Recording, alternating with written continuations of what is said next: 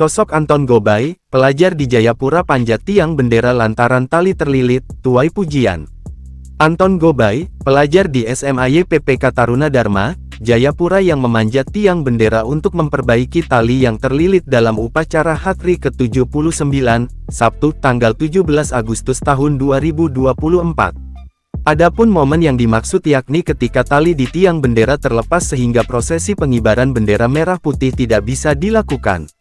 Lantas, ada seseorang siswa bernama Anton Gobay yang melakukan aksi heroik dengan memanjat tiang bendera tersebut untuk memperbaiki tali yang terlepas. Kemudian, tali tersebut kembali dipasangkan pada lubang yang berada di bendera merah putih yang akan dikibarkan. Kemudian, aksi heroik siswa itu disambut tepuk tangan oleh peserta yang hadir. Adapun aksi heroik itu direkam oleh guru di SMA YPPK Taruna Dharma di akun Instagram pribadinya, @emanandes_. Menurut keterangan yang dituliskan oleh guru tersebut, penyebab bendera merah putih tidak bisa dikibarkan karena katrol yang digunakan mengalami kerusakan. Padahal, sambungnya, katrol di tiang bendera tersebut sudah dicek berulang kali.